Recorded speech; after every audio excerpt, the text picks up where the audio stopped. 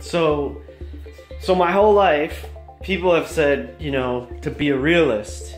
And the truth is, in my opinion, that if you're a realist, then there's no way you can change the world.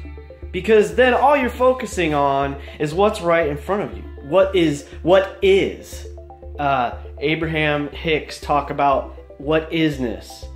And I believe, like they tell us, they teach us in their teachings, and I've come to the same conclusion in different ways on my own, that the visionaries of humanity, the people who pushed human culture, human technology, human knowledge and wisdom, the people that have taken us beyond, they've taken us to the next level, they weren't realists in that sense. They had their eyes, their inner eye really, so far beyond what currently was, that they were able to bring forth something incredible. Whether it was a new form of government, whether it was just some kind of amazing technology, a new, the internal combustion engine, the car, the computer, all these technologies,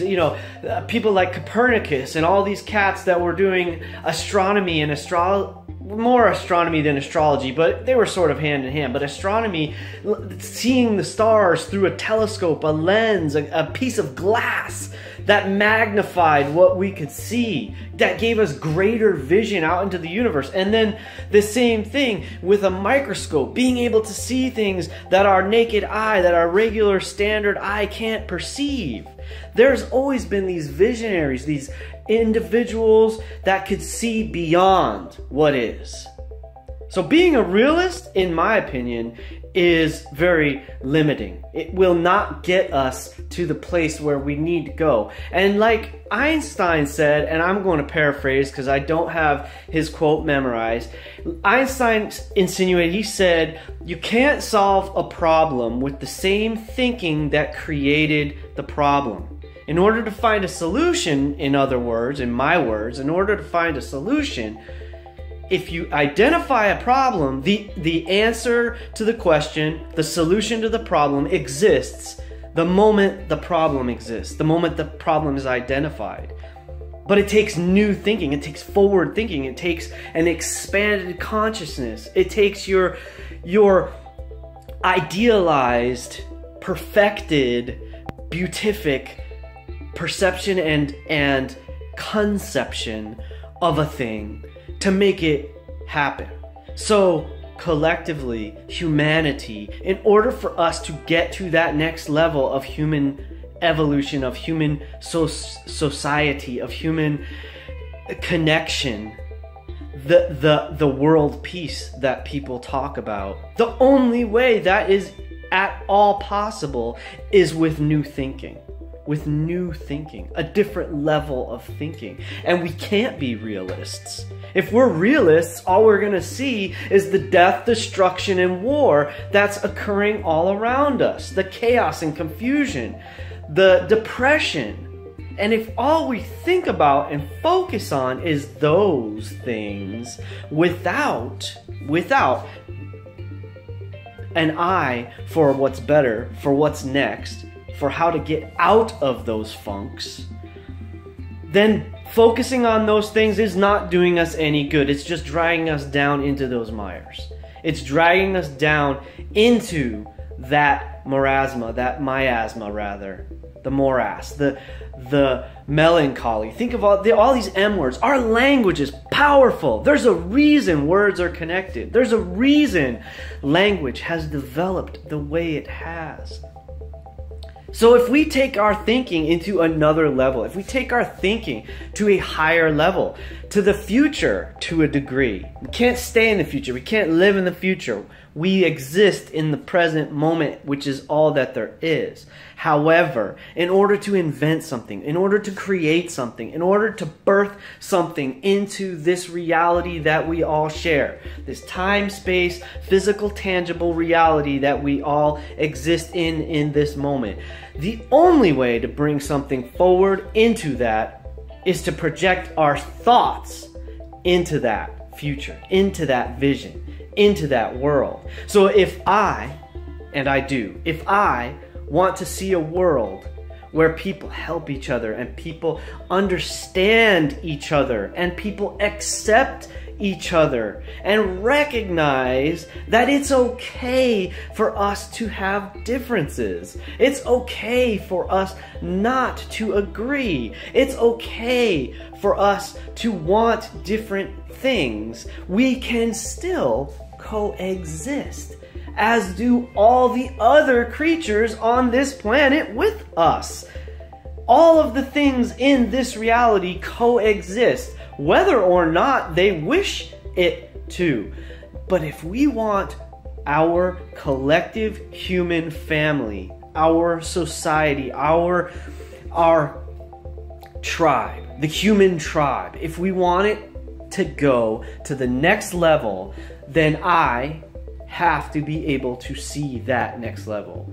And further, I have to stay focused on that. And nothing but that to a certain degree.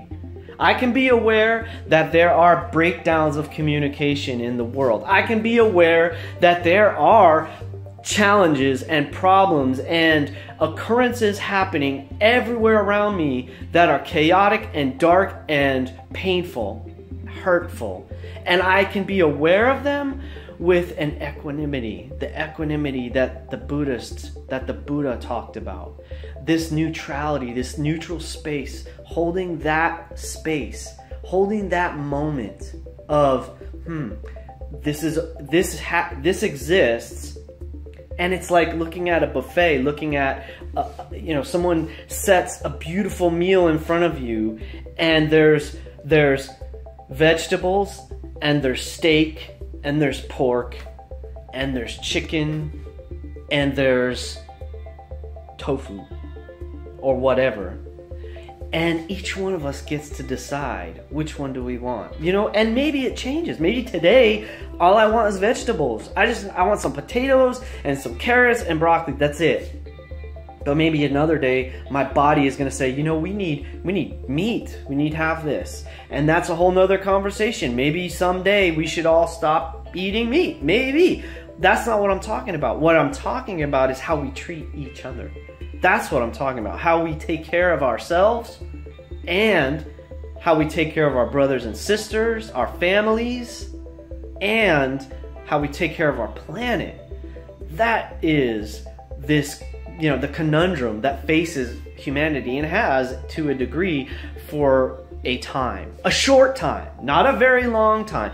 It's only been a short time that humanity has been pushing the limits of our capabilities to where they can potentially cause a catastrophic, cascading effect on the world around us, on the environment that we're all living in, and just create utter destruction for us all. It's possible. It's terrifying to think about. And yet, if I can maintain that neutral place and see and recognize, yeah, that possibility exists, and do I want to go towards that, or do I want to go towards something better, something newer, something more exciting, more interesting? Now, that's my choice. That's my choice. I want that. I want the good stuff. I want the good stuff for you as much as I want the good stuff for me. I want the good stuff for everybody. And that's where I'm headed. That's where I see. That's where I focus. There's an interesting thing I heard the other day about skiers and how skiers skiing where there are no trails in between the trees, and how do they avoid the trees? Do the skiers focus on the trees? Don't hit that tree, don't hit that tree, don't hit that tree. Absolutely not. Because if you focus on the tree, don't hit the tree, don't hit the tree, don't hit the tree, smack! That's what's going to happen. Because you go where you look. Your attention is going to draw you to what you're focused on. So when a skier is going through a forest in the fresh powder like that, they have to focus on the open space.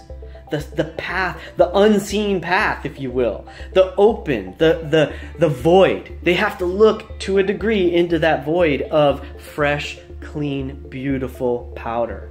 And if they stay focused on the trail, and they're being a trailblazer, if they focus on the trail, the space between, man, what they can do. They can fly through the trees like the trees didn't even exist. So what are you focused on? Are you looking at the tree, or are you looking at the trail? And where do you want to go? Do you want to hit the tree, or do you want to see what's down the trail?